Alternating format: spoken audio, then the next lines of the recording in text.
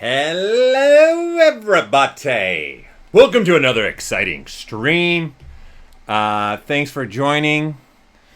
Hopefully for those that maybe were just in the last stream with the ZBrush Masters, Solomon and Marcel, thanks for sticking around and coming in a wacky doodle Paul stream world. So, as usual, my Tuesday streams are really about breaking down some features and looking at them a little bit more in depth, and then also looking at them for the purpose in certain ways to use them within inside of ZBrush. So last Tuesday we talked about rendering, and I said, look, there was a lot of information, so I kind of want to revisit it again for this stream. And then this stream in particular, I want to walk through some completed things. I want to get a little more advanced as well in the sense of making your own materials inside ZBrush if that's something you would like to do. And then I want to also hopefully get to the point where we can look at how do I render something like in a toon shade form with using the filter system and really taking a look at that. I touched on it in part one, but I want to really actually go through it and do a scene together. So that you guys can really understand that, because I think it's very powerful for that. So before I go anywhere, I want to, how's it going, Randy Dice? Back at it, ready for this? I just want to make sure everyone can hear me, everyone can see me, which I know you guys can see me, but I have all my audios turned off for everything else. So as far as everything else is shown, looks like my audio is good to go for everybody. You can hear me, so if someone can just give me the old school thumbs up or yes, I can move on and start diving into things that we were talking about. So I'd be helpful if anybody just chimes in there. Yeah, I'm using my better microphone, so the audio should be really good now. Okay, so Randy has told me then that you guys can hear me, so we're good to go. All right, so something I want to touch just again on, because I actually got in a couple messages about it again. About when you guys are trying to render something transparent inside of ZBrush. Again, it's a feature that you have to turn on, and it's also mesh by mesh basis, right? So you can control it by using particular subtools. So in this case, again, that car, yeah, lime green, baby, we have up, right? So you can see through the windows, and you can see the interior of the car, right? That's obviously something we'd want to do, and that would help us start pushing a little bit more towards the realism or real look that we might go for. So I got a message that, hey, can you touch on it again, just so they have a complete understanding.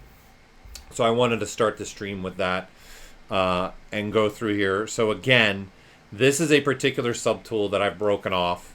So you can see here, we'll go down the windows and go in solo mode.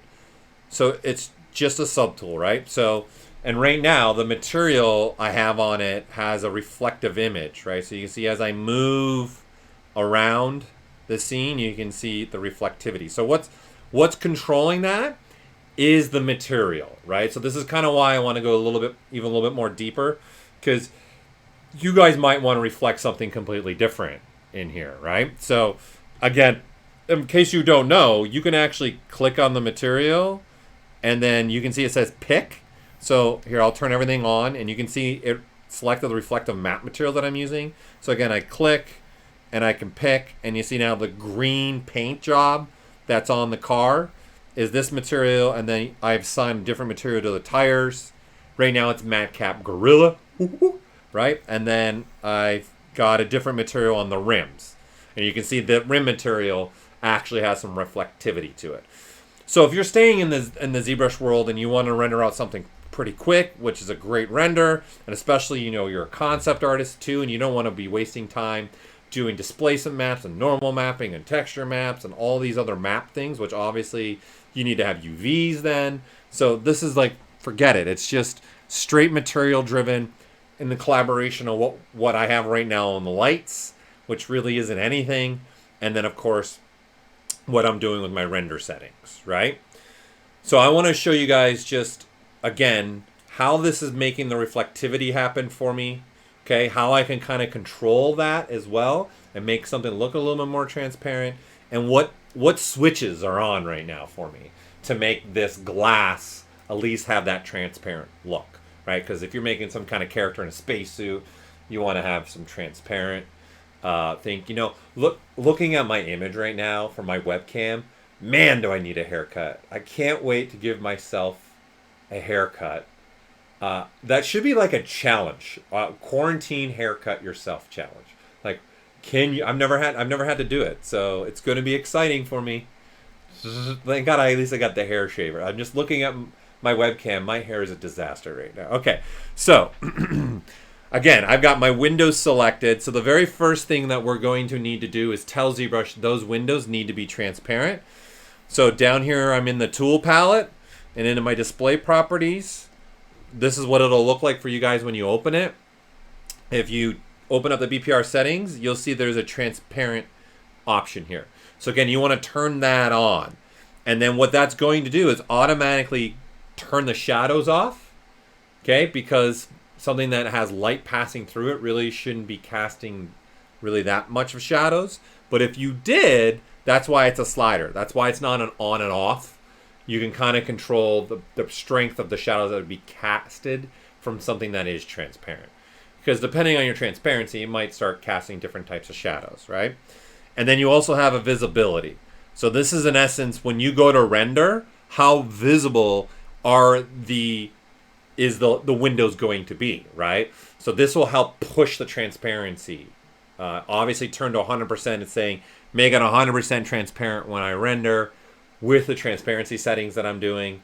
And then by me turning that slider down, you know, it's going to be less visible when you actually go to render. So it'll become even more clear, or you'll be able to see through the windows more, right? So that's all this slider is controlling. But the real strength and the really important thing is the material here, right? So if I go and render this out, okay, again, I just clicked on this material tab and dragged over, and there was a little pick symbol, right? And that was pretty much telling ZBrush, hey, I want to pick up that material because that's the material that's been assigned to my windows, and then go for it. Yeah, Randy, I did go over HDRI in the last stream relatively quick, so I can touch on that again.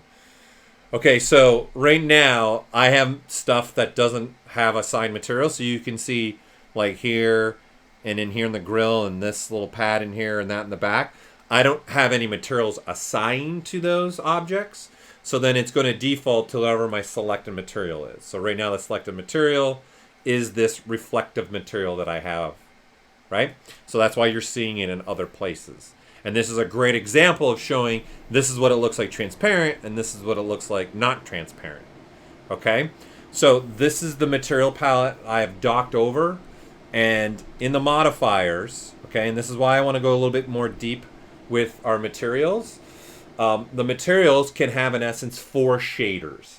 You could look at this more in the sense, if you want to put this in a simpler terms, it's like you're going to be able to stack multiple materials on top of themselves in a way, right? So this material in shader 2 has all like the default things you would get in a material inside of ZBrush, which are all these advanced crazy settings. They look crazy advanced, but when we start breaking them down, it's really makes sense in sections, okay? If I go to S1, this is what's driving in this material. This first shader, you can see, is what's driving the reflectivity, right? So there's an add reflectivity, sub-reflectivity. Do I want it to be spherical and a graph, and then strictly just an image, right? So I can swap this image out for anything. I don't know, let's get crazy rainbow, right? And you can see it's swapped out, and if I render, right, the render's like that because I don't have to re-render my shadows, okay? So my shadows are being rendered again, and they're stored in memory. So the fact that all I did was switch a texture in the material, this allows me, we did this for me to allow us to play, right?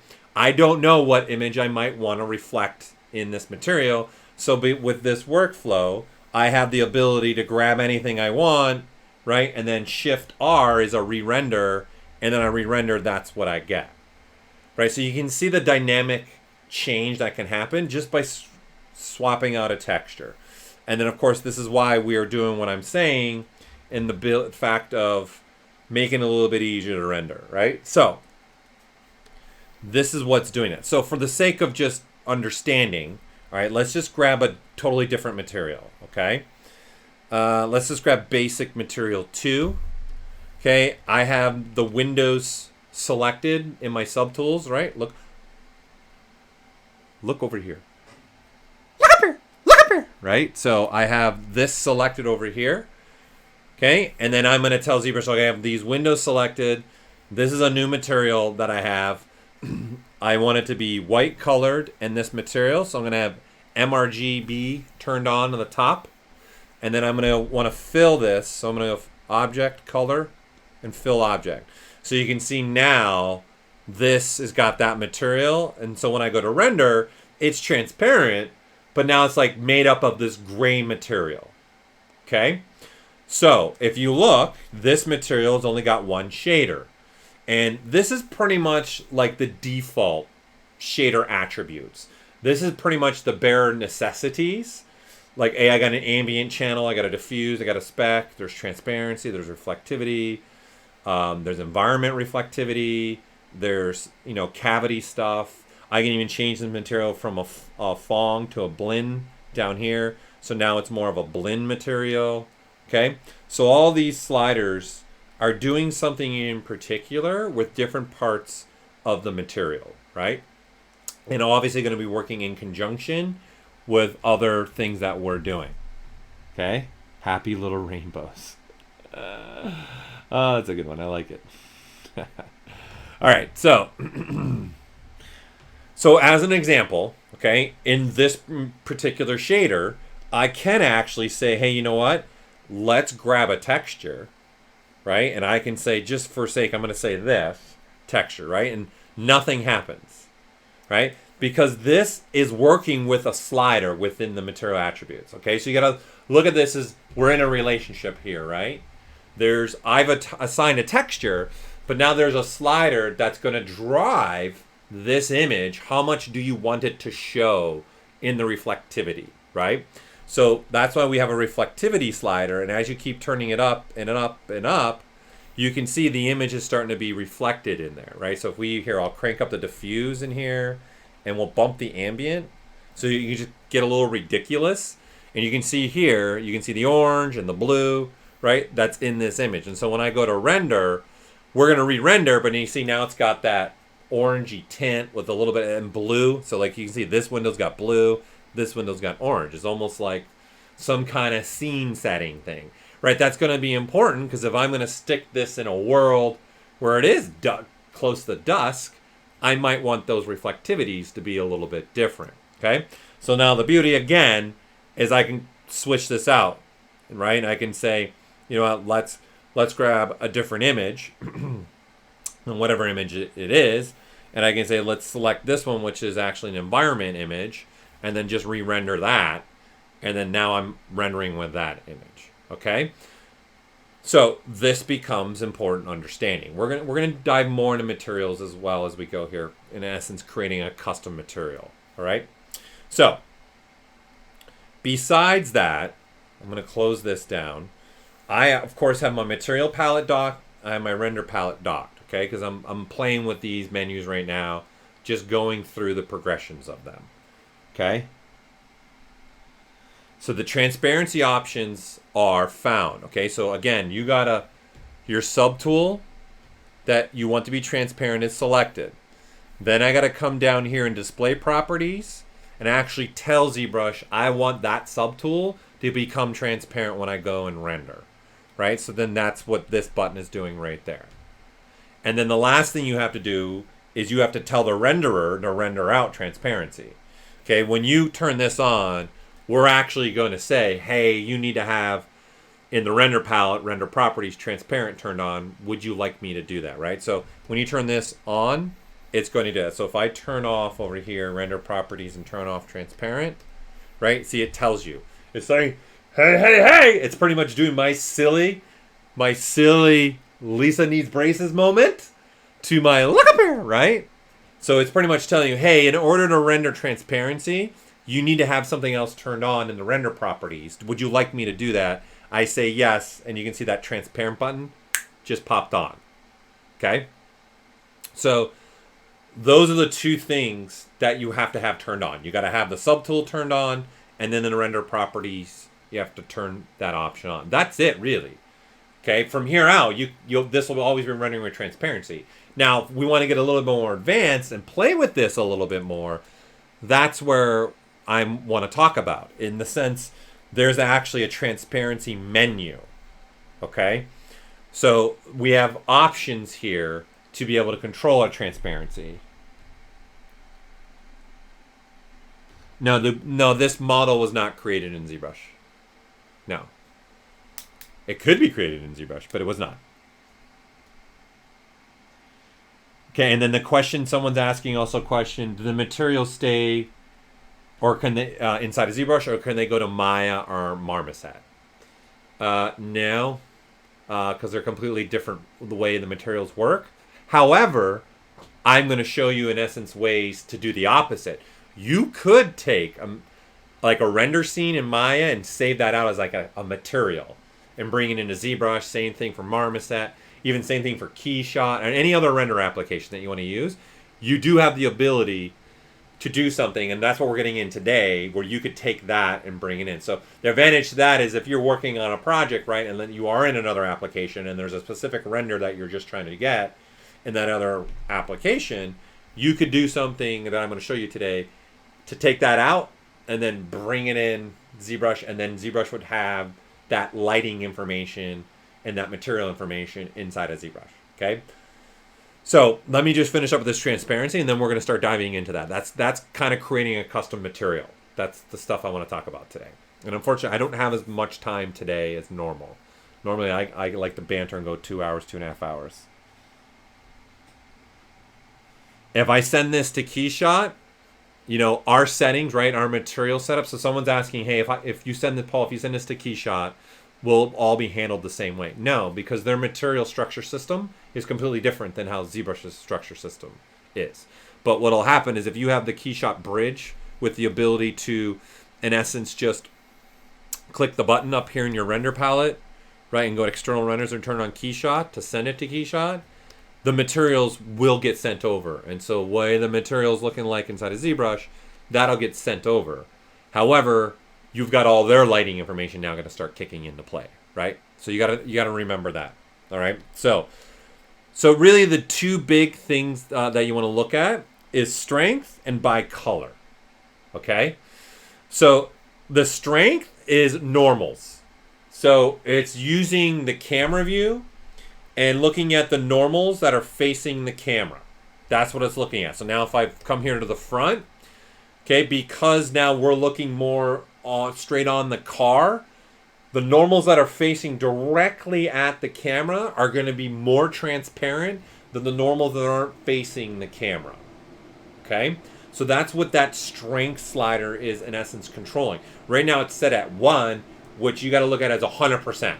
Okay, so any normal that's looking directly at you, that's going to become pretty much as transparent as you can get it.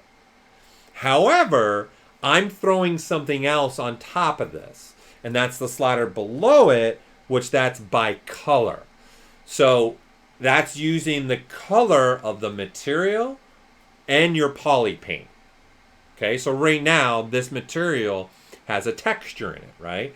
And that texture has different values of color, and we're using that to help drive the transparency for us. Okay, so an easy way, I guess, to see this is if I kind of do the opposite, where I'm just saying, in essence, see, get rid of the ability of having the normals and just strictly look at color, you can see the transparency changed a lot. And then if I flip it and get rid of the by color and change my strength all the way up and then re-render that, you can see like how transparent now that glass became, right? And then look at the windows on the side. Don't look at these. This isn't transparent. This isn't set as transparent. It's just these 3 windows, right? So you can see the front window is pretty transparent, but then the side windows really aren't as transparent because those normals are not facing us right now. Okay? You guys, everyone get that right now, right? So, to just give you another understanding of this, what becomes important, I'm gonna turn on solo mode, all right?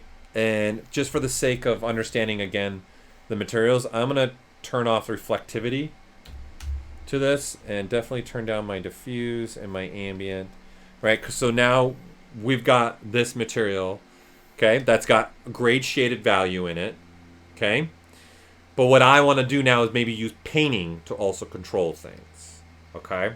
So I'm just going to switch to my paint brush, okay? So I'm on my paint, I got RGB, okay? This object has been filled with complete white, okay? Because remember, when we started this stream, I went to color fill object, right? And I filled it with that material, which I had white already selected. So if I say I go like a mid-tone gray, right? And then I just paint with that mid-tone gray, right? In fact, just so for the sake of having a little bit better quality, I'm going to apply my dynamic subdivs so we can just get better paint quality here. Okay, so now I've got that. Let's say we've got just a lighter shade of gray here, and then let's go like pure black right here. Okay, so looking at this, right, we've got a diffuse, okay, in the material itself. The material itself has attributes to it, and then now I've painted some attributes, right? So I'm going to turn everything back on, so we've got these windows back on, okay, and right now I'm saying, hey, transparency, 100%, look at the color. Just really make that like a driving force to what you're going to do when it comes to transparency, right? So what's going to happen is I'm going to get different transparency levels now with what's the background, just the straight painting of the material, to also, the paint strokes that I made, right? Because I'm telling it to look at the color more than anything right now, right? So when this is done rendering, we'll see, you can see now the value changes that we're getting, right? So the material's pretty dark, right? So this is more of like looking at, would be blacked out windows, right? So you can see this part right here, this part right here, and this part right here is just in essence coming from the material shaded value and what attributes I've put on here in the modifiers. Number one, the diffuse, which is set really low. It's only set at 32, right? So that's what it's looking for. And then I made brush strokes where I had kind of like a lighter gray here, right? So you can see this is becoming a little more transparent than right next to it. And then this is a lot darker. This is like middle level gray, and you can see it's becoming like you can't see through opaque. And then this is pure black, and you can see it's really hard to see through it. So then I can do a combination of this, of course. So if I throw my strength on, and I can say 0.5 for strength, and I'm going to say not so strong on the color, and then we re-render that, okay? I'm changing the parameters now, and I'm changing how this should render out and what the render should look like, right? So that's the difference between these two sliders here, okay? And the sliders next to them are just the factor, like how strong of a factor do I play with what I'm doing here, right? This is the strength, and then this is the factoring. Think about it as kind of like a multiplier in a way, okay? Is it how strong am I going to go at this? So this is really important for you depending on what kind of transparency are you trying to get, right? That's going to become a very important thing for us. So like the material's pretty dark, so I'd probably bump up the material. I'd give it a lot more spec, and maybe just even play with that spec a little bit and re-render that out. So I'm making a tighter specularity. Okay? So this then leads me into looking at creating some like custom materials too, because if I want to start having some type of look transparency, and or even on the car I want to have something a little different, I would want to have kind of control of my materials here, right? Okay, so let's do a little bit of now investigating and looking at the materials. So in the first stream, okay, we talked about lighting as well. And we talked about the difference between the standard lighting at the top and then the Lightcap lighting. So right now in this particular scene, the standard lights are pretty much turned off, okay, because I've got this light on and it's set to 0.001. It's pretty much off, right? And again, to turn it completely off, you click on it, and then see once it's off, okay? But remember, when you click on the material palette, you won't see your Madcap. So don't be alarmed. Don't go, right in there. Just, this is the only reason why I have this turned on and the intensity turned down really low, is I want to make sure I can still see my Madcaps. And this is going to be important because I want to show you now how you can create Madcaps and also marry this to, like you're asking, with your other programs, okay? So we've got this light in the scene, okay? And again, any standard material is going to see the new lighting, right? So if I make a new light and then I start moving this around, you see things will start updating on the car, right? And I can say, okay, go a little bit brighter. Okay, now I want this light to have some color. So I'm going to click on it. Let's go with a bluish tint to that. Okay, and I'm going to push it to the back a little bit more. So it's just kind of given like a rim. You know what? I kind of prefer it on this side, I think. Yeah. We'll go on this side. Okay, so this is where I like to switch from diffuse to specular, right? So I can look at the spec channel, because really what I want to use this blue light for is that kind of spec and a little bit to give a little punch on the edging of the model. So I like looking in this because you can really see where this is going to be sitting in the world a lot better in the specular channel than the diffuse channel, right? Because like there it looks like there's not even a light. Then I probably would bump it down a little. It's a little aggressive. Be aggressive. And then again, I would render out. Let's take a look at what I have, okay, and see what we have. And then this is again when I'm going to start rendering, right? I'm experimenting. I'm trying things. I'm pulling a lever. What's this one do? What's that one do? Right? I'm trying to help along that way of making sure you guys are doing that. I'm gonna adjust my camera because I can see that when I look down, you guys don't. As much as you guys want to see my ugly mug, right? You're not seeing my mug the way you'd want me to be seen. Oh no. What am I gonna learn? Never touch things. I made it worse. Okay, we're just gonna go with that. Okay, so so back to what I was saying. For the sake of just, I want to be able to render as fast as I can while I'm experimenting. I'm gonna turn my SPIX down to 0, which is dropping in essence the render quality, and that also is going to tell ZBrush not to create any kind of anti-alias. Okay, and then number 2, just because I'm not really worried about them right now, my shadows. Okay, I'm going to go into my render shadowing. Okay, so I'm going to go in BPR shadows. And right now, I'm just going to turn the rays down and turn my angle down to 0. Just so, in essence, when I click this render, you can see it's a lot faster, right? So obviously, the quality of the render won't be as good. And my shadow quality will not be as good. But right now, I'm just trying to mess with lighting and looking at that and how that's going to work within the scene that I'm messing around with right now, okay? So we've got these lights made here, okay? And then I'm going to throw another light in here because we talked about it, right? I'm going to make this a gobo. So I'm going to throw an alpha on that. I'm going to say I want that to tile.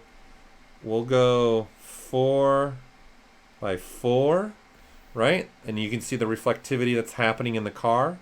Let's bump that up a little bit. Just give it a little bit more. And I'm going to move that actually also up here. And move that maybe more this direction, right? And that's going to give it a punch, right? That is now like a really shiny car, right? That's going to make the difference just what we're doing here, right? And then this is where maybe, you know, I scale it out so it spreads, maybe tighten it so it's not so aggressive. Be aggressive, right?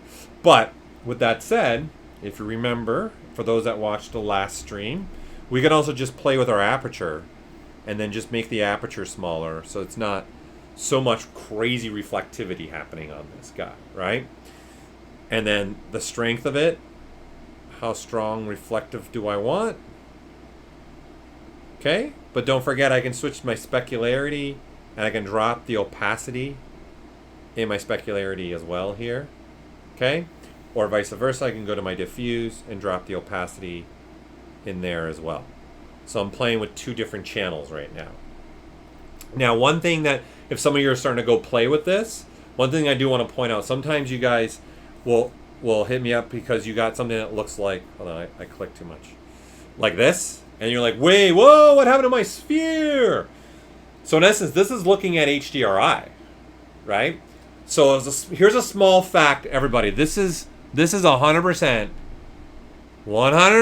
Lisa needs braces, with a combination of, look at me, look at here, look at here, right? This is, and then all to the 80s use. It's everything. It's all these silly things I have set up in my system here. Okay, what I want you to know and understand, the render quality will actually improve if you have your light caps in this mode compared to the sphere mode.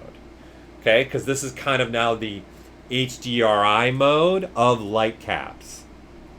And so this is actually going to give you a better render. So how I did this is, in the top left, okay, by default there'll be a red dot, a bigger red dot there. And when you click on that, it'll switch it from sphere to HDRI view, right? And so right now, if I come up here and just click anywhere in this top left corner, it's going to switch back from the HDRI to sphere, and now I'm in the sphere. You can see where that red dot lives. Okay, so just a fun-filled fact for you. There are obviously things that you can do to keep improving rendering. This is actually one thing that you can do. Okay, and there's even alpha improvements. There's a lot of other things. But for the sake of what we're doing, we're just experimenting right now. I'm going all lower, a little bit low-end quality, hence changing my aspects to 0, dropping my shadows down, and then I just gave you a fun little fact about ZBrush light caps. Oh, your son's laughing at it? How old's your son that's in this listening? Sorry for interrupting all the other family members in the background listening to me be loud and obnoxious. It's just who I am. Okay, so again, light caps. Okay, we have an understanding now that it's a lighting system, and it's letting me do different things with lighting. It's not just that. It also is a way for us to create our own materials. Okay, so right now, I've got a standard material selected, right? You can see basic 2 is what's selected right now. If I was to go and select a Madcap, let's just say Madcap gray, you can see the light caps, they all turn off. They go away. Rendering wise, it's still there, right? Because the lighting is still happening in our scene. Okay, and if you remember, Madcaps have lighting baked into them. So what I've done is I've switched to a material that's got lighting baked into it, so it's going to ignore the light caps. It's like, well, I can't look at that, so there's nothing there that's important to me. But what we've done here is we've allowed us to use the light caps themselves to create a new material, okay? So I'm going to go over here into my tools, my subpalettes, and I'm just going to hold the shift key, hold down the shift key, and click on the brush icon, and you can see pure black. Beautiful. You're beautiful. Right? And this is just another example. It's pure black because Madcaps are using, right, the lighting that we have up in here, right? So I'm going to knock this back down into here. And what I want to do is start creating a new material, okay? So I want to start in here, and you can see there is material in here that I want to start looking at, okay? So now I want to say, okay, let's assign this new material that I'm creating to everything here in the car, right? So if I turn on everything, I get back what I had, right? Which in this case was the car. So let's put let's put this new material on the car. Okay? So I'm going to say I got a new material. I'm going to go color white. I'm going to say MRGB right now. Color, fill object. And then now, bada bing, bada boom, we get this material that has a gray tone with a light. So now this light, you see, is updating.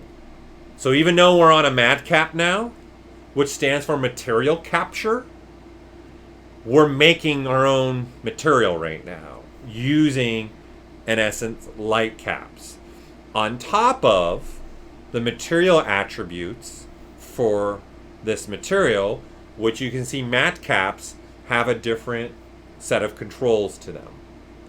So what you're going to see start to happen here as we start to play with this more and more, okay, there's an image being created down, and you can see that image. That image is being used to drive this material. That's the same image that you're finding right there, right, in the material icon. And it's the same thing that we're starting to have in the Lightcaps. So the reason why obviously the Lightcaps are looking a little different than the material icon is this, there's actual attributes also playing in the role of the final result of the material. This is just giving you another idea of understanding that rendering, no matter what application, there's layers to it. It's not just throw something at it and then click. You know, you can have a great material that you can download, it looks perfect, but then you still need to have, some nice lighting. You still got to have, what are your shadows, what are your AO, what does your ambient occlusion look like. So in essence, if you want to look at what Randy's throwing up right now, Randy's asking, in essence, Lightcaps are a Madcap.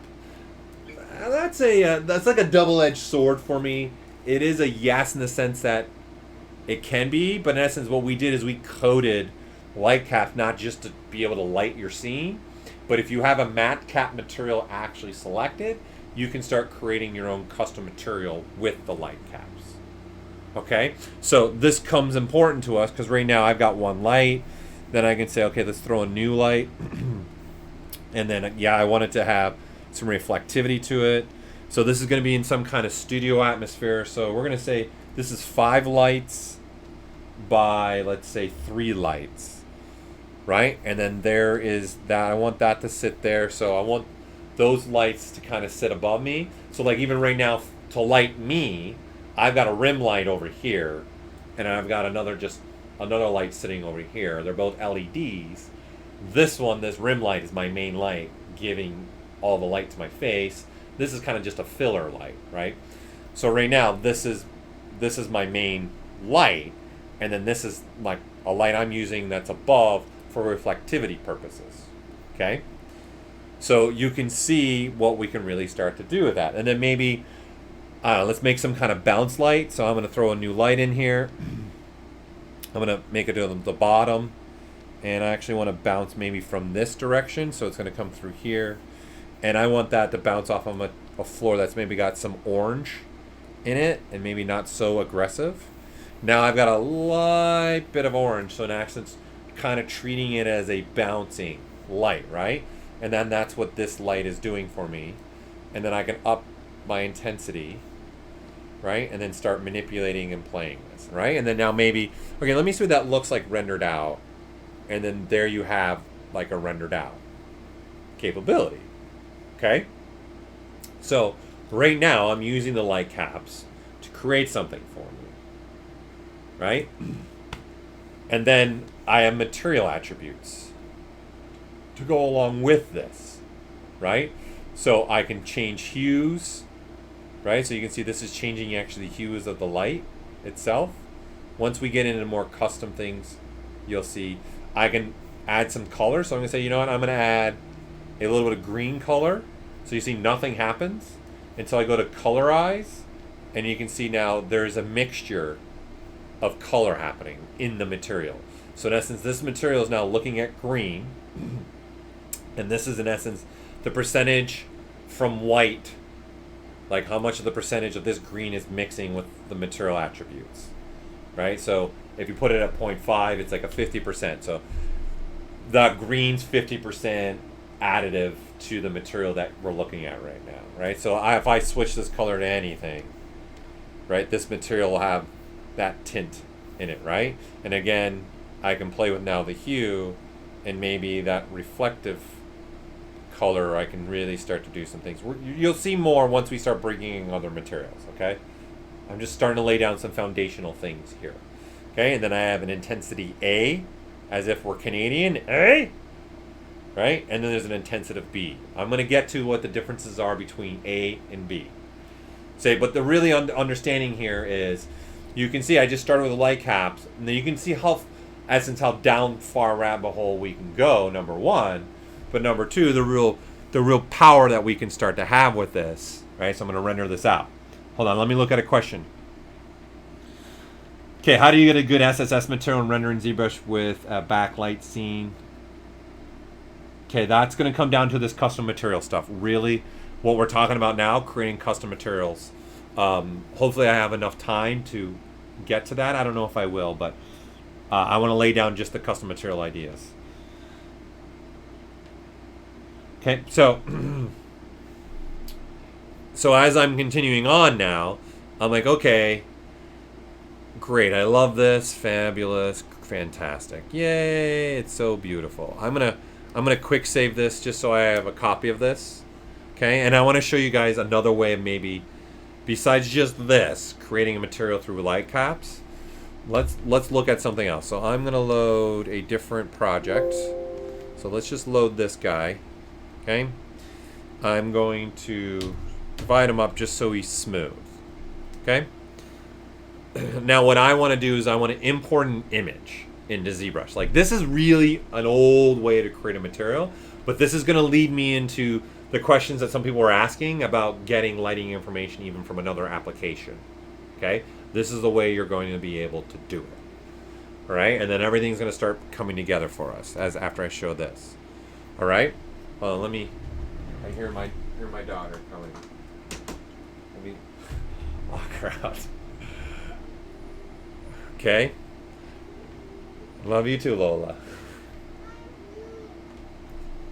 Lola, I'm in a stream. Okay, so you have the scene, okay, and what I want to do is import an image, and I've already imported my image.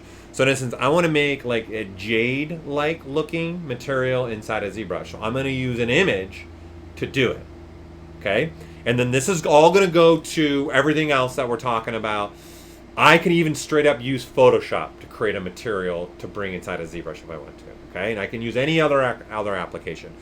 I just want to show this way, even though it's old school, it's just going to help, I think, have an understanding of how the materials are being created, and then also what the A and B intensities are in the material attributes themselves as well, okay? So I kind of just want to walk through this, all right? So this is kind of a 1, 2, 3, 4 step thing. So if you want to experiment with this after the stream, I would definitely, this is 100%, look up here, right? Just watch me, because it's a step-by-step process, okay? So your first thing is obviously loading a project, okay? It doesn't really matter. Load the demo head if you want, like I did, and divide up. Then secondly, you're going to want to load an image, okay? So I'm going to want this image to be on something. So what I'm going to do is I'm going to click the plane 3D, okay? And I'm going to say make that a poly mesh, because I just want a plane. I'm going to come down here now that it's a plane that's a poly mesh. I'm going to come in here to my texture map and click in here and add this image. Okay, and all it is, the reason why I'm grabbing this is I know that there's already UVs on this plane. So I know that when I put the texture on a plane, I'm going to see my texture. Okay? The next thing is important. This is really an important time here. Lisa needs braces moment. The material, you got to remember, has color and shading value. I don't want any of that. I want straight image. So I'm going to switch to flat color so that there is absolutely no material information now. We are literally just looking at a texture that's on a plane now inside of ZBrush. That's all we're looking at. Nothing else, okay? And I'm going to shut off a couple things here. I'm going to shut off our thumbnail just so we don't have that. And the cam view, you guys aren't even seeing. I'm just going to turn off. And I'm going to put this image somewhere anywhere, okay, within the space. I'm just going to put it, let me look at for what I'm streaming, make sure you guys will be able to see. Okay, I'm going to just put it in this top corner. Okay, so I'm going to do a Shift S. Okay, as in Sam, as in Superman. Okay, that's the same thing as going to transform and clicking on this camera. Okay, so let me just rewind.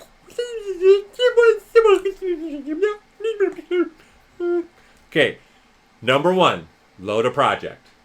Number 2, load an image. Number 3, click on this plane 3D and make it a poly mesh, and then add a texture to it. Okay, and then number 5, a very important step. You got to change the flat color. I don't want any material information. I'm making a material. I don't want other material attributes, shading values to be in the material I'm picking, right? I just want this straight up. I'm going to grab color information from this image is what I'm going to do. Okay? So far, so good. Everyone's with me. Yes? Let me look back. And yeah, you can duplicate as far as the materials so you don't lose them. You can copy and paste over materials. So you can copy whole material attributes. So let me show that. Somebody's asking. So like say Madcap Gray, right? I can say copy this material and then go grab a material that you never have used, right? I'm sure there's a material in here that you don't want, right? But again, you can add materials to this. So you could have other materials. So I can say, I don't know, I don't want this one. And then I say paste material. So I just paste it over top. And now there's 2 Madcap Grays, right? There's the original Madcap Gray. And then now there's the Madcap Gray 1. Which I don't care about the name because I'm going to save out this material anyways down the line. And I'm going to save it either to my Lightbox so I can always load it whenever I need it. Or I'm going to save it that it'll always now just be sitting here in the material palette. Right now, it's easy to just replace any one material. Okay? So there's no duplicate. There's a copy and paste. But as a user, you're going to be able to add more materials in here. So in some cases, I would have, if you really embrace this and start wanting to play with this a lot, I'd probably have just like a dud material, if you wanted, that you would always paste over when you're making a new material. But it's really not relevant because when you launch again or reset the system, we're going to see the original materials. Okay? So to answer that question. So I'm going to go back to this guy, right? And so I have a Madcap material selected. This is very important. I want to have a Madcap material selected. So right now, you got to select any. It doesn't matter which one. I'm a big fan. I usually start with Madcap Gray or I'll do Pearl. It's really not relevant which one it is. Okay, it's just you got to have a Madcap material selected. If you want to go with what I do, I always do the Pearl. I don't know why, I just do. And it's probably because there's some attributes on here with some cavity settings and things like that. Okay, so I'm going to move this material palette up because we're going to start playing with this. Okay, and so now the last step, okay, is I'm going to come out of edit mode. And I'm going to use 2.5D ZBrush now. Okay, and I'm going to use a tool which is called Madcap. Right, so if you guys, the steps before are important to us. Okay, because I need an image to pull from. That's all. The only reason why I'm doing the image thing is I want to be able to pull from the image. And I'm loading another model in my scene because when I'm making the material, I want to be able to see on something like a model of what's happening with the material. So these two parts are really important when I'm making this material. Okay? So when I click on this, I'm going to click Madcap. And ZBrush is going to say, hey, whoa, whoa, whoa, whoa, whoa, whoa. You're coming out of edit mode, dude. You're coming out of 3D mode and you're going into the 2.5D 2D mode. Do you really want to switch? I'm going to say, yes, switch it up, man. Okay, and so what's happened is we're now just in this 2D, 2.5D mode where ZBrush has got horizontal and vertical, but it's also got coming at you Z information, which means I can have lighting information and I can build clay up. So think about the document space of ZBrush more like if I had a piece of wood like on a table and then I can start putting clay on the wood, like I can keep building clay up on the wood. And obviously the lighting will make that look different, right? And the type of clay it is, i.e. the material. and then that there's a depth this way, building up on a flat plane, right? But then I can build this way and build that way. So kind of see the ZBrush document in that sense, and you'll have a little bit better understanding, right? So now I have this Madcap. So the first thing I want to do is pick a green tone for my material that I'm making here. All right. So I like kind of the brighter green here, and I'm going to use the darker green parts for maybe dark spots. So I'm just going to click, and you can see there's a sphere that pops up. That is going to be now my default. Okay. So that's going to be my default, and I'm going to turn off the cavity transition here to 0. Sorry, my daughter's trying to get in right now, so I apologize. So she's making me laugh. So the cavity is 0. This Pearl one has a cavity setting, and you can see there's a cavity control in there, which is going to become beneficial for me down the line. So I'm just going to turn it off to 0. It's like all I see is straight this green color I've clicked on, right? And so what we've done is we made a marker. So you can see if I move my cursor close, you can see a little marker happening right here, right?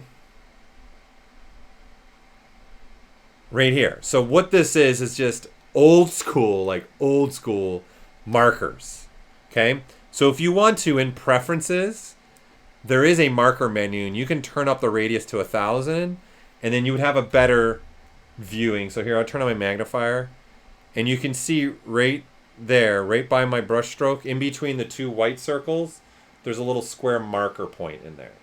So that's the point I grabbed, and what it did is it took that, grabbed that color information, and threw it at the material.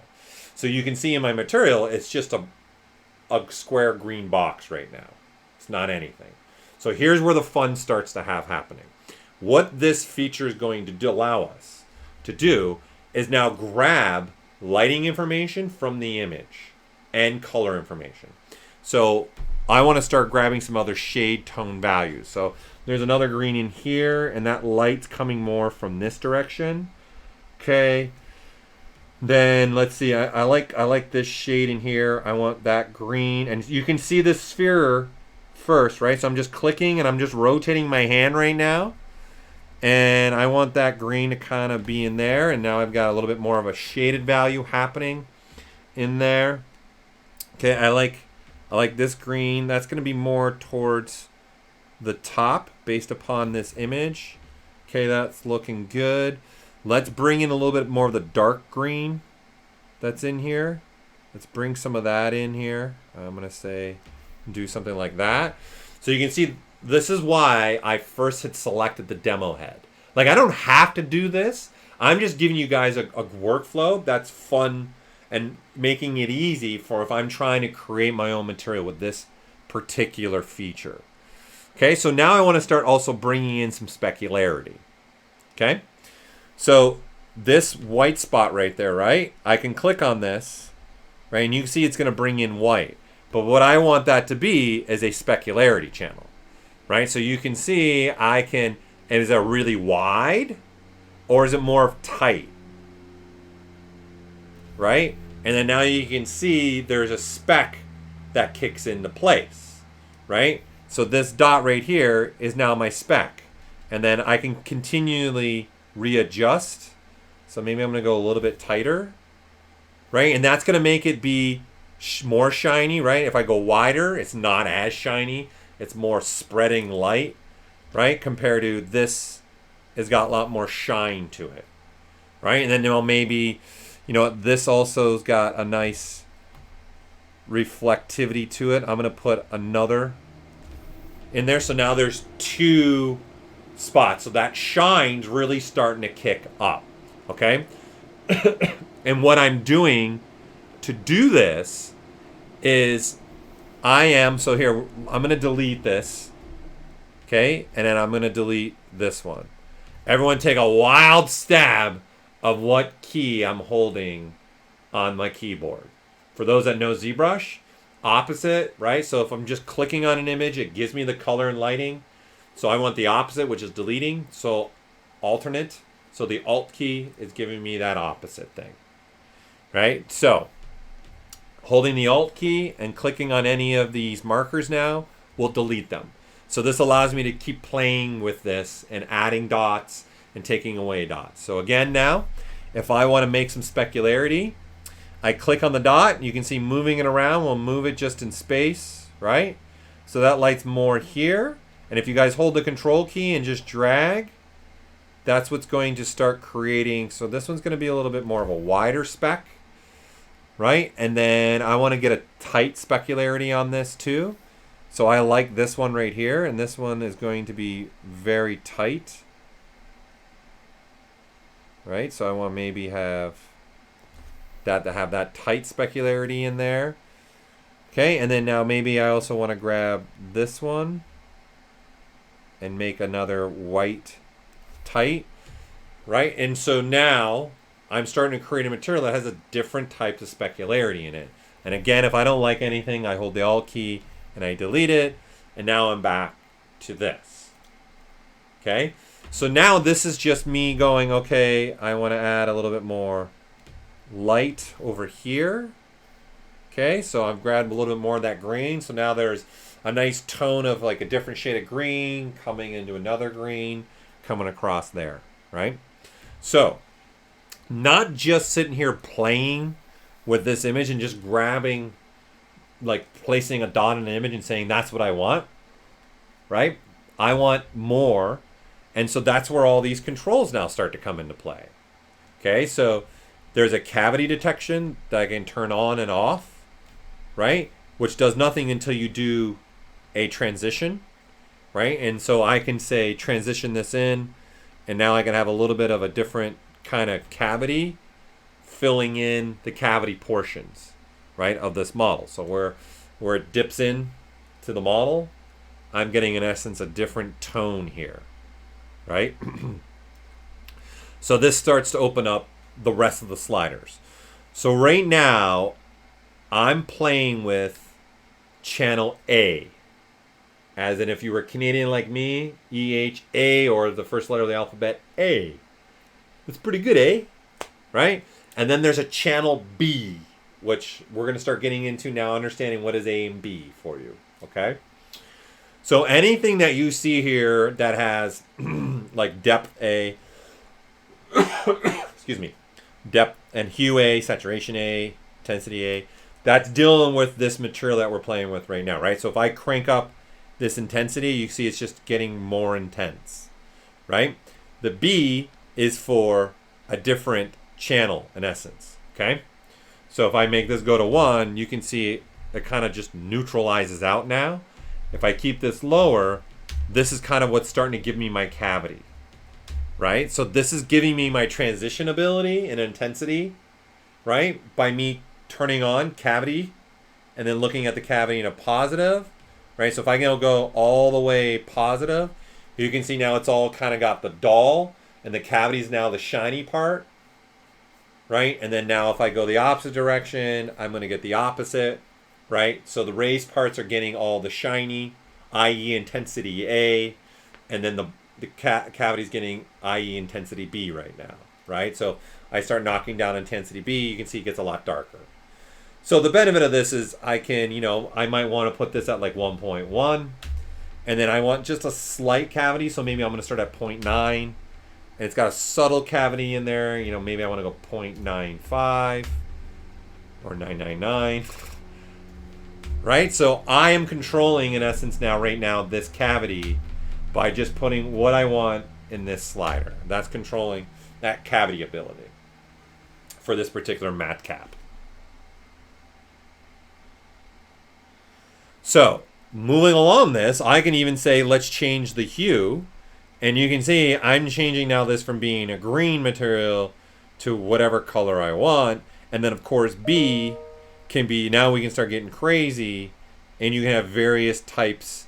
I don't even, if we're making monsters and creatures, you might want to have something that has a different material look on the raised portion, a different material look on the cavity, and then throw back the cavity a little bit, not so much cavity detection, right? And then push that back to the cavities more, push it away from the cavities more. You can see just these sliders, how much changing you can make within this material, right? And if I put these back to 0, it's back to the default. Okay. And then obviously turn off cavity detection to 0, there's no cavity. Turning it on, there is a cavity, right? So if this is on, then this is going to do something.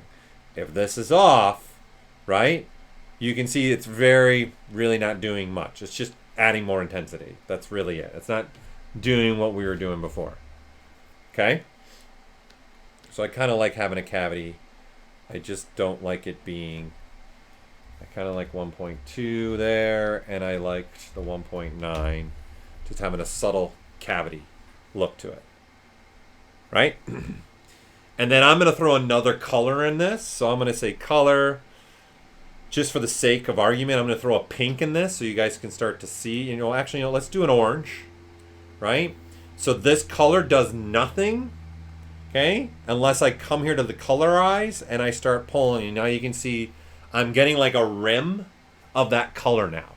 So that colorized swatch is kind of giving me like a rim tone inside this material now, right? And then the higher you put this, the stronger it gets. Obviously, I don't want this really that high.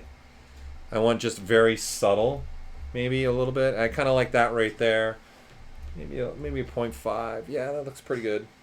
Okay, so now I've got a material that I've been making from the image, and then now I've got controls here that I can play with. Now, when you are creating a material, okay, there is a menu that is only going to work right now. What we're doing right now is the only time this Madcap Maker menu is going to work. And if you can see, there are now controls here. So I can tell ZBrush, it needs to be way more glossy, and you can see how much difference just changing this glossy slider can do, right? So I went from a 2 to a 4. Here's 1. Okay, here's 6. Here's 5, right? So I can add more gloss, and maybe I want more gloss in here. This is what I want. I want to have a little bit more glossy tone to this. Okay, and then of course there's intensities of just the overall material, right? And I can play with this. And then do I want to add more saturation? Do I want to take away saturation, right? He's a sad material now. Or is he like, I'm super bright and happy, right? So this is going to play a role, right? And what we're doing is how much saturation do you really want to have? And then all the normal stuff, right? Contrast. So you guys can see, and then I can even throw a backlight in it, how much we have. And then here's a specularity, which is just crazy. So I usually stay like low to see what my specularities are doing. Okay, let's see what 0.5. Let's see what 1 does. Okay, I like 1, right? And then your sampling is just starting to get quality settings of your sample. So in essence, let's rewind and relook at what we're doing here. I'm using an image to start creating that base material attributes, where I'm getting my specularity from, my color information from. Okay, then I came over into the material attributes themselves and messed around with those. And then because I'm making a Madcap material right now, let's get some hydration in me, I can play with this menu down here, this Madcap Maker. Okay, and then if I'm happy with what I got, I save it out.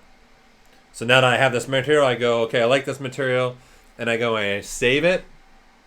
Let me get my mouse, okay, and show you guys. Let me get the Windows Explorer over to the monitor that you can see. One sec.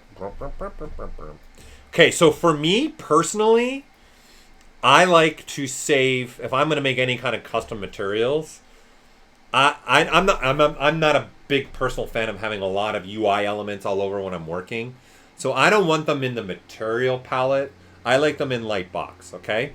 So I want to come in here and go to ZBrush 2020.1.3 because that's what I'm in. All right? And there'll be a folder here called Z Materials.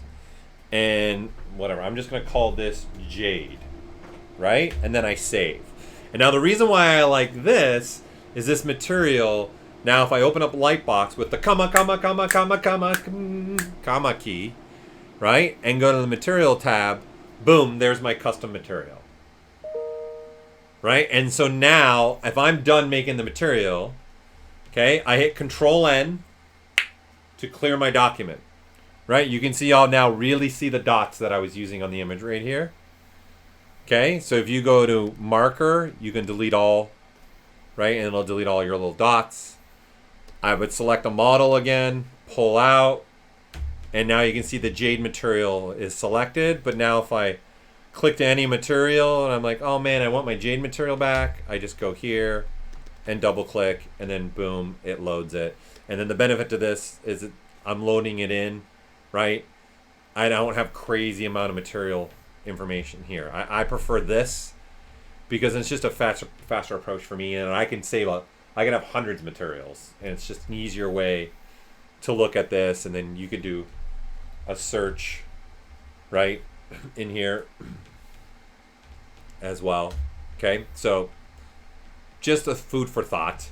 Okay, the other place, if you guys want them to show up in here always, so they'll start populating after this Madcap 2, okay, that's a different location, right? So let me pull up my Finder again.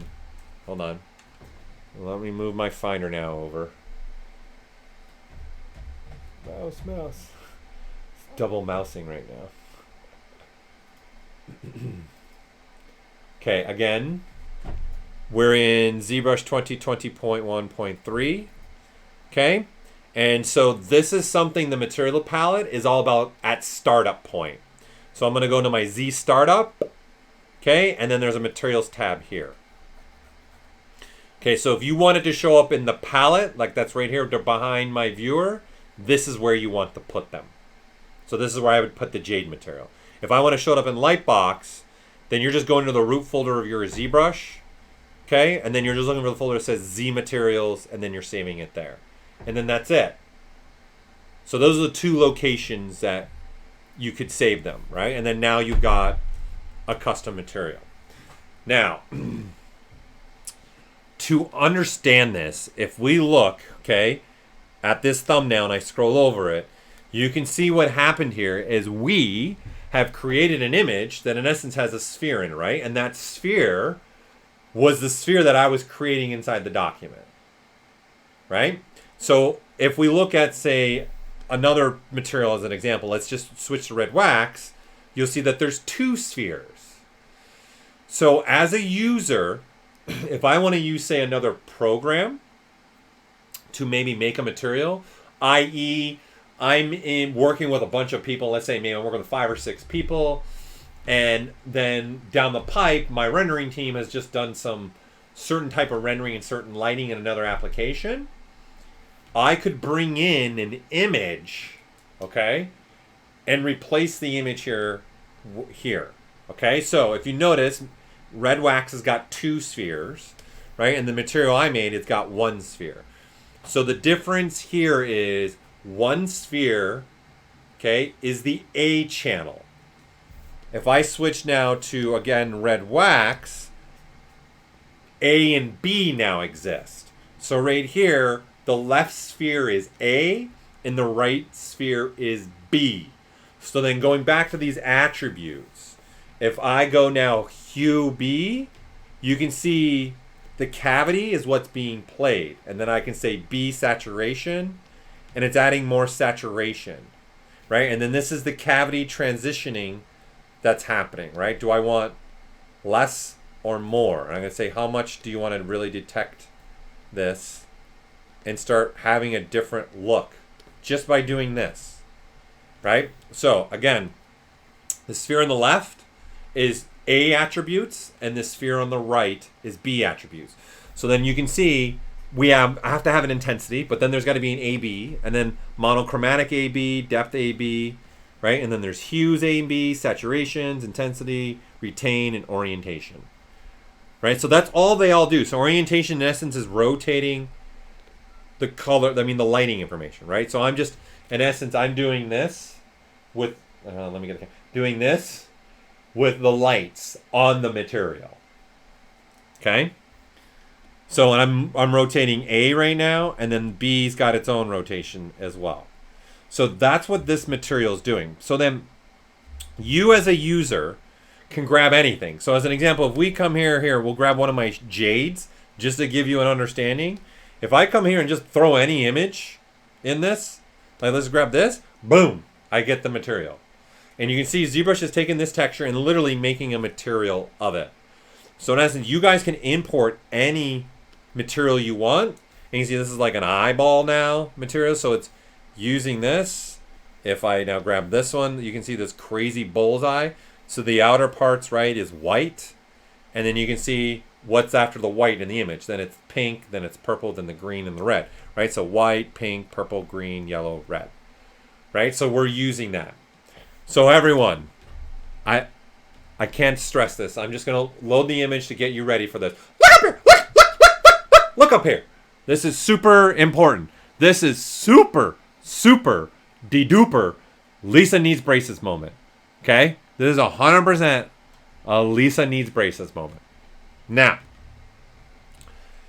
if I scroll over here an image of an original material, okay, everyone look at the sphere, okay, and look at the border of the image. So we're in a, right now, this image's width is 255 pixels by 255 pixels. You don't really need something crazy like 4K, 8K. Like you can see, lower image quality is perfectly fine, all right? What I want you guys to really pay attention to when you're looking at this image, look at all four sides of the sphere. You can see that the sphere is slightly being clipped on all four edges of this image, right? So if you look here,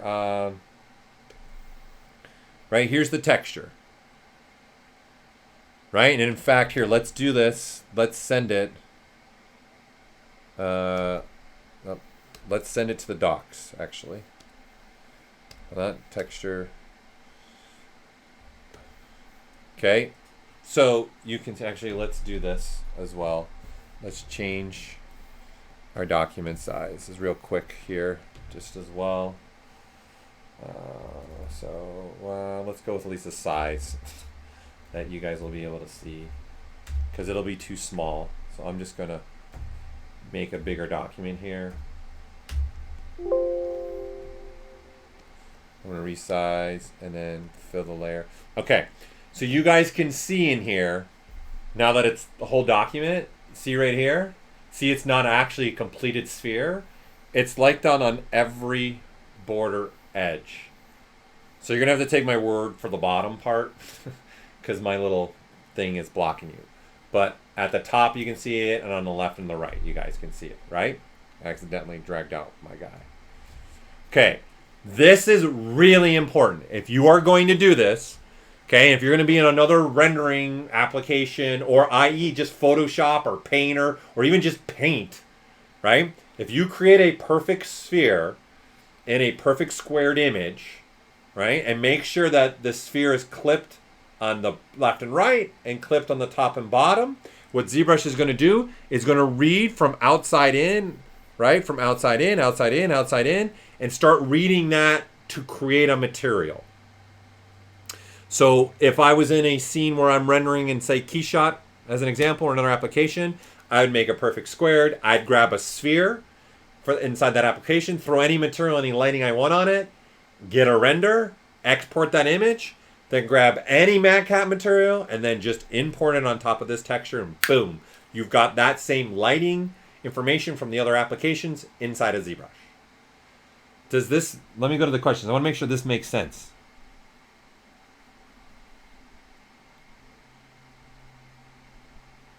To someone's question, I'll come back. You can add tileable textures if you want to, yes. So that's all based upon your image that you're going to import, right? So if you got an image, okay, that you're going to bring in and then you want it to be a tileable texture, you could absolutely do that. The only thing that's going to end up in your material is what's in the sphere, right? That's why you guys got to clip. If you don't clip and you just leave a sphere like in here, then ZBrush is going to start grabbing what's also in the document background. That's why you want to clip it, just a touch. This is enough. You just need to clip a couple pixels of the sphere, and then that's why ZBrush knows, oh, I'm only going from here. We're pretty much going from here, reading from here in, and then here in, and then from the down in. And that's how we're starting to create a material. So if you want to have a repeatable pattern, you could totally do that. Okay? So the other question about light caps, there's another question coming through. Is there a way to, in essence, turn off light caps without having to delete everything?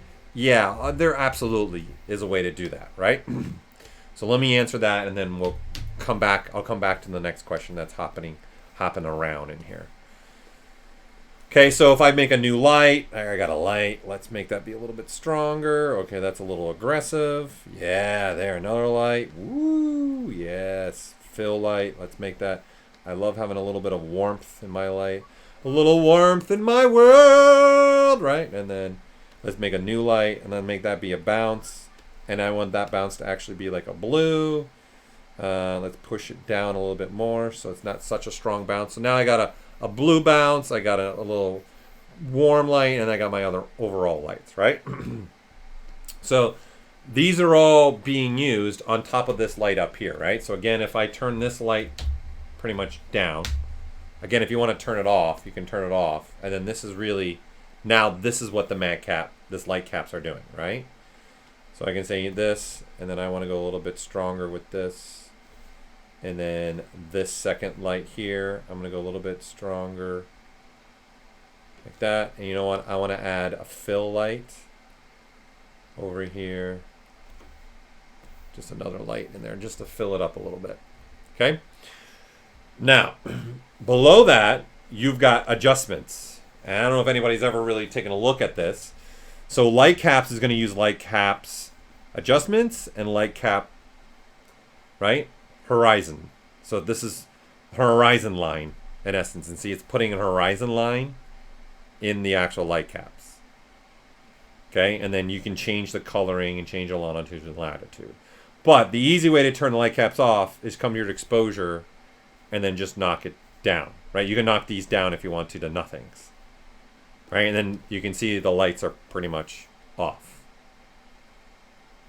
right? So now this light would be the main light that I want to use, right? So you could do stuff like this where you're just knocking down your exposure controls in here, right? And then obviously you can see this is also going to change the light caps themselves, right? So overexposuring, underexposuring.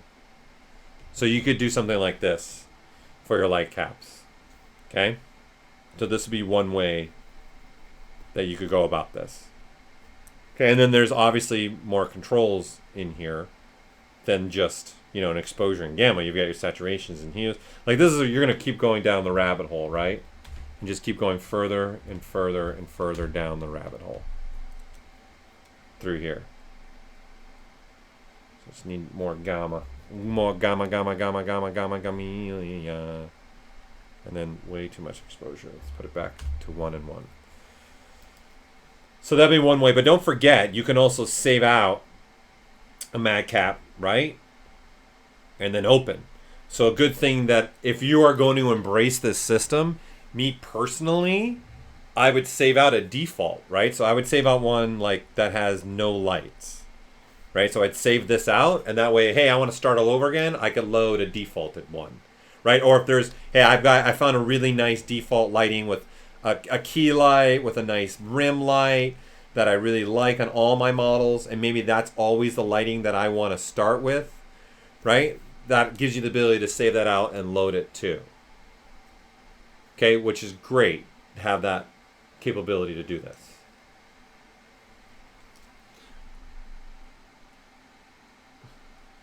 Hold on, I'm just going back on the questions now as we talked about light caps.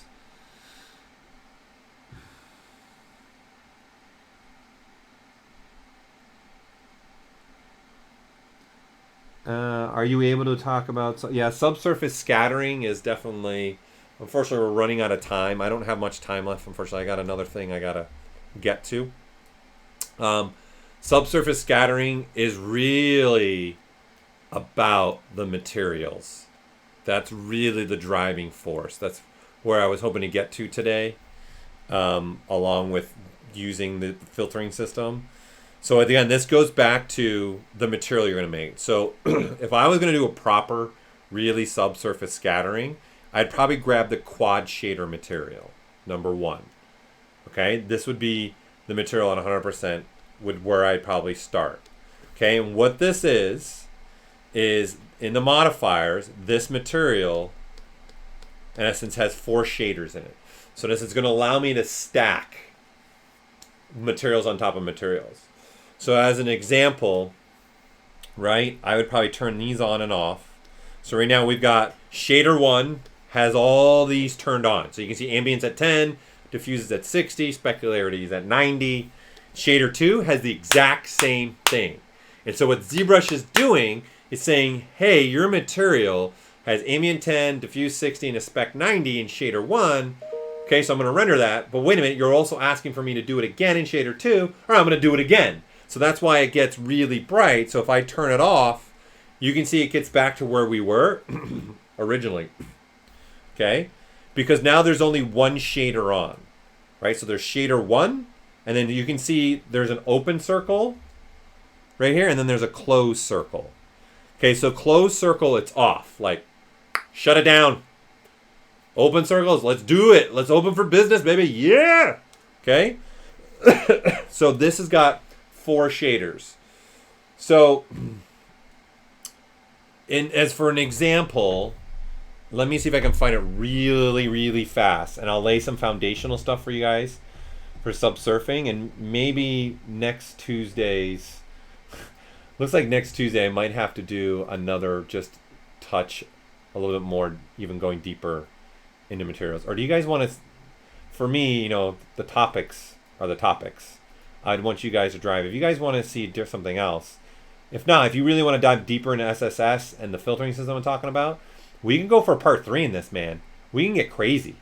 We can get nuts. I'm more about here. I'm here to help you get through this and have an understanding and make sure you are feeling comfortable enough to go start experimenting and then bringing those questions, man.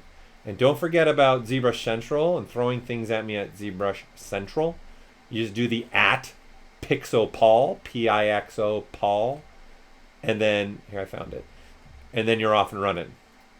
Okay, so if we look at this image, this is 100% all ZBrush. Okay, this is a ZBrush render. But this was done, so you can see there's subsurface scattering in the ears. You know, you start seeing it in the nose, in the mouth. You got some stuff going on in the eyes. Okay, so there's subsurface scattering happening. This is a straight out of ZBrush render. This was done years ago. Okay, this is super old. How old is it? 2011. This is 9 years old. Right, so here's your renders. Okay, so this whole thing has multiple, okay, quad shaders on it. So we built a whole shader to this, like you would do, right, in rendering. And then obviously, believe it or not, there's only 2 lights in this scene. So there's a main key light, and then there's a rim blue light. And that's it for lighting. And everything else is driven by the material. Really, the material is the main driving force. So coming back to this, to lay some foundational understanding here. Okay. Get to the chopper. I like it. I love that. Someone's saying get to the chopper. No, there aren't any built-in light caps. So someone's asking also in here if there's any default light caps to load from. No. We didn't. The file sizes will start getting, sometimes could get pretty big depending on if you're bringing in an HDRI image. Okay, so let me lay some foundational things, and then hopefully I have time. I seriously only have like 20 minutes, everybody. So let me try and fit those 2 things in these next 20 minutes. Okay, so this material shader, all right? How you got to look at this right now is shader 1 is in essence, look at it, it's giving me just my general material information. Okay, so this is skin. So I'm going to say have no specularity, okay? So I just want to have some nice diffuse in here with a little bit of ambient. So do I want to have 80% diffuse, 70%, 60%, and then do I want ambient off, right? Or in this case, I like having a little bit of ambient light within the material, Okay, so look at this first shader kind of as the overall pass. And this is how that render I just showed you guys. This is the approach I would take with this. I will start looking at these shaders now as, in essence, render passes within the material. Okay, so shader 2 is going to start to become like an SSS pass for me. Okay, so before I do that though, what you have also the ability to do in ZBrush is right above this as a wax modifiers, you guys can turn this on, and it's going to say, hey, it needs to be on in the render. And then this is going to allow us now to start playing with having a little bit of wax material rendering ability. So in here, I'm going to tell it turn on wax preview, and you can see there's actually now like a little bit of a subsurface fake scattering happening in here, right? A wax look, and I can knock the strength back. So if you just want to be really simple, you could go this route, and I can Fresnel it in any directions, right? I can have a bigger radius, have a smaller radius. We'll put the strength up more. I can change the temperature to go blue or red, right? It has multiple controls here, right? So you got to turn on wax preview to see it in here, okay? So you could go that route if you wanted to. And then here's the preview wax controllers, right, to control this. So you have a Fresnel, and again, I have a temperature change here. So there's blue, negative 100, and there's 100. So these are giving you the preview look, and then this is going to be looking at the material and then at the rendering, right? Okay, so let's just turn that off for now, okay? And how I would look at this, okay, is, again, we are in a quad shader.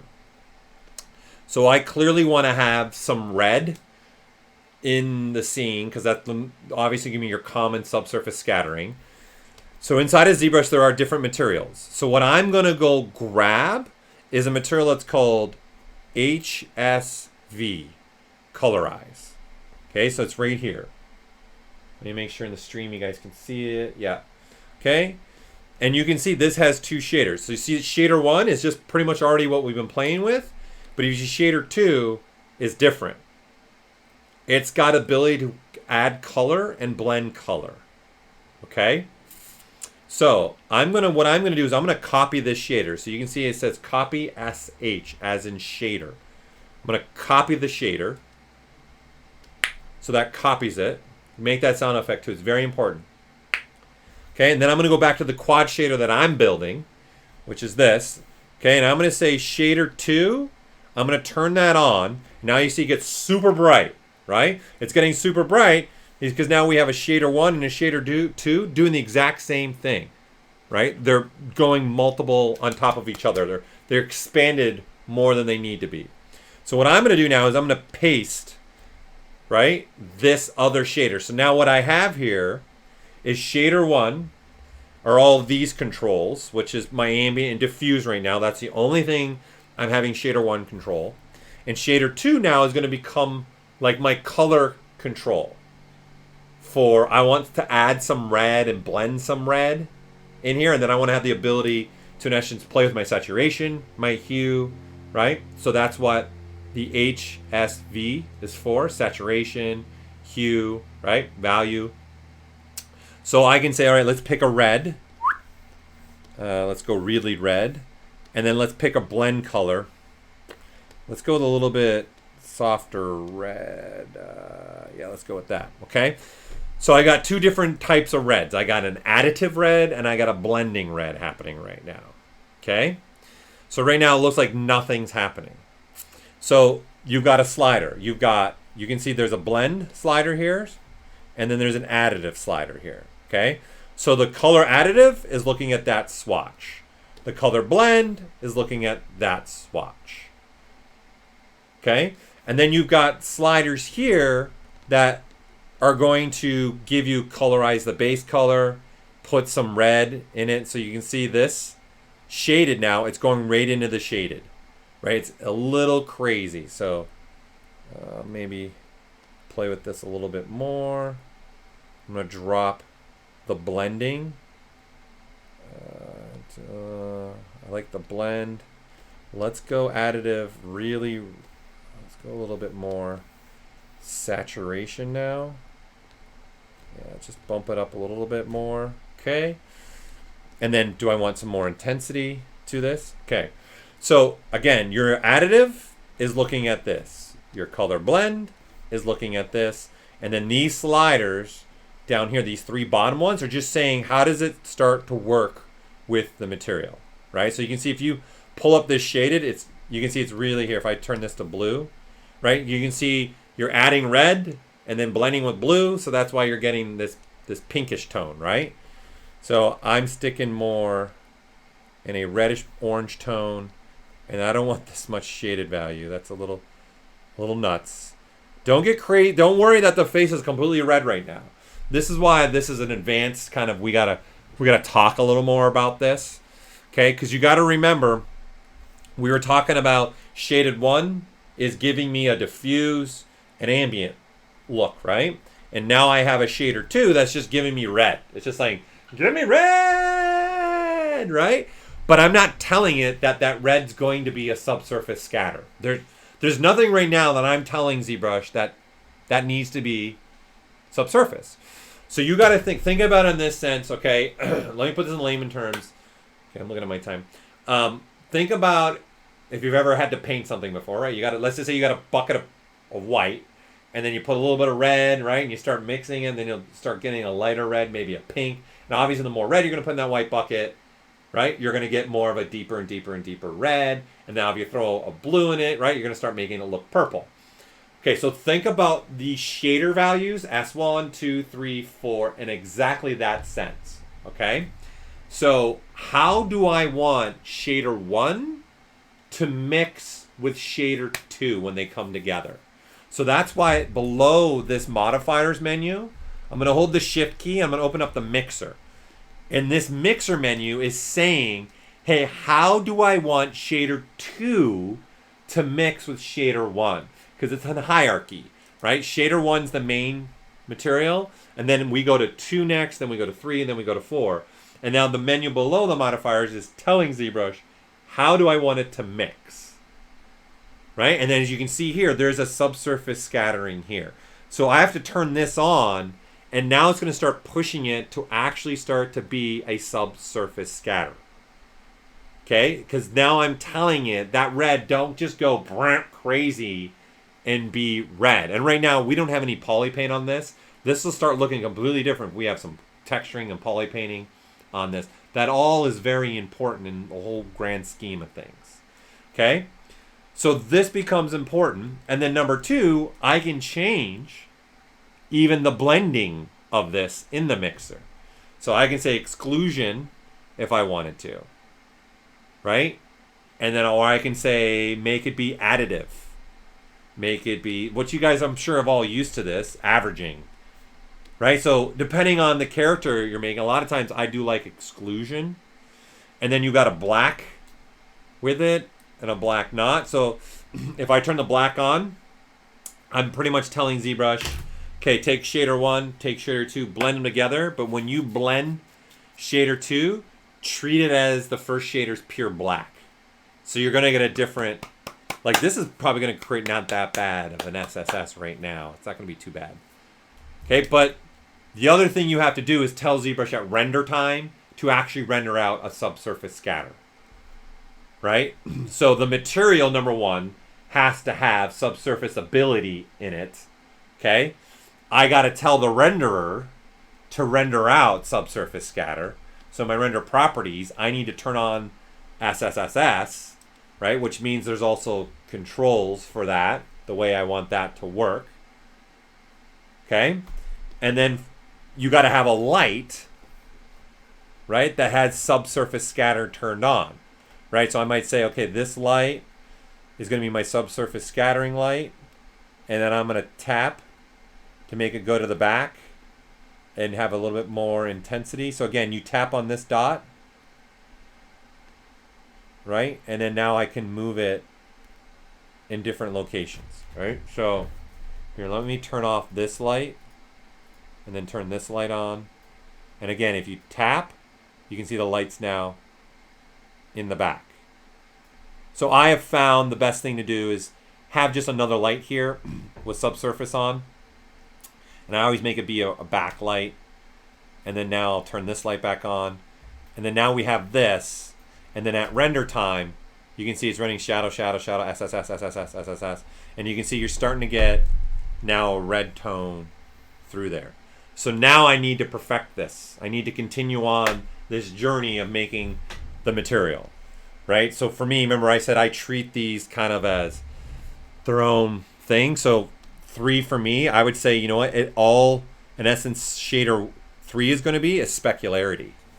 So in essence, now I have just only in shader 3, it controls the specularity, right? So right now I've got a very tight spec. Skin should have probably a little bit more wider of a spec, and then not so much specularity to begin with. And again, this, and now I have that, and now I can say, do I want to mix that differently, right? Do I want to have again an exclusion mix to it, right? You can see how different this gets, and then maybe I'll do black exclusion, or do I want to do a screen? Do I want to do a multiply? You know, lighten, black on, black off, right? So this is saying how for it to mix, and all the rest of the stuff is just saying mixing, and you can take it, don't mix in shadows, right? I can say Fresnel it. So now it's got a Fresnel to it, and I can go back to being replace. And then now I can say, let's up the specularity and start playing with that a little bit more. So now you can see it's going to get just in here a little bit of different specularity coming in there, right? And then all that was just changing something in the mixer, right? So not so much, but maybe I do want to push it a little bit back. And like I said, that render I showed you guys, it was made up of multiple of these materials. And in fact, we made one and then duplicated it and made some parameter changes and painted it up. So unfortunately, I'm out of time, people. I got to get going, unfortunately. But if you guys want to continue this conversation, I guess raise your hands right now. Hey, let's do a part 3. And maybe, and then next week I can make a 4 shader in here and show you how I would paint it. And then on top of that, I would show you also more of the filtering stuff. Is that something everyone is really interested in, doing a part 3 of this? And then as far as material downloading, yeah, you can download Madcap materials from our library. So we have a library. Okay, so here, again, here's the render. Again, this is 100% ZBrush. It's only 2 lights. Okay, but if you go to Pixologic.com, whoops.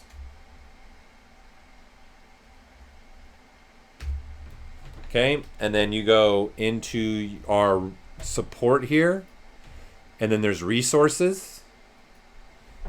Okay, right here you can see there's a library of Madcaps. So you can click on this, and then you can get different materials here. So see, there's skin ones here. So if you click on these, we'll pop up an image that'll give you an example of what it would look like, and then you can download them. Now keep in mind, these are Madcap materials.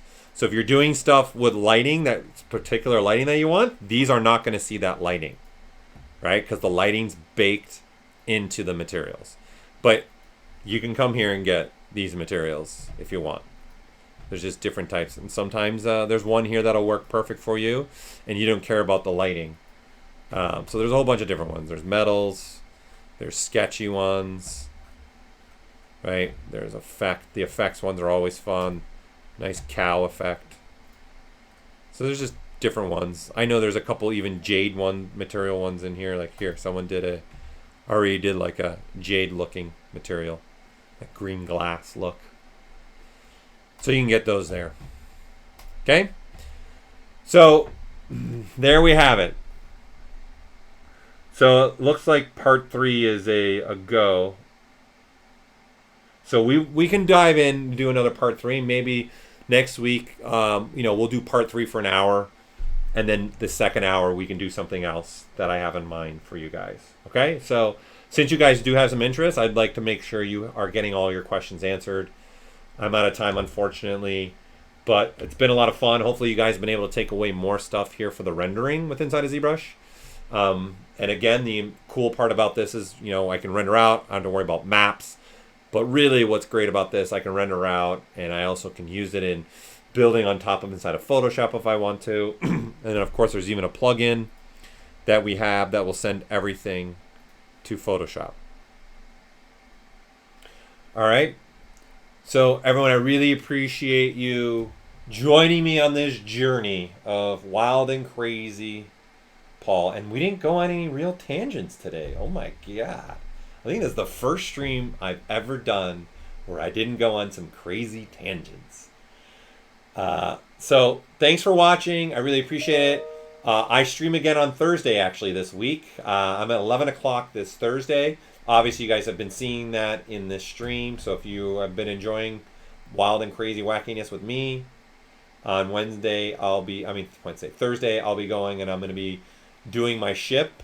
And in fact, I'm going to be in that stream going into the filter system to make particular looking things I want for my ship.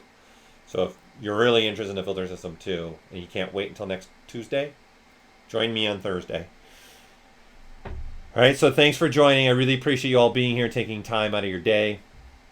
It's always fun. I really enjoy streaming. I just love to be able to do this, have a live interaction with you guys, and answer any questions that you might have. So thanks for watching. Have a phenomenal day. Have a delicious night. And see you the next stream. I'm out. See ya!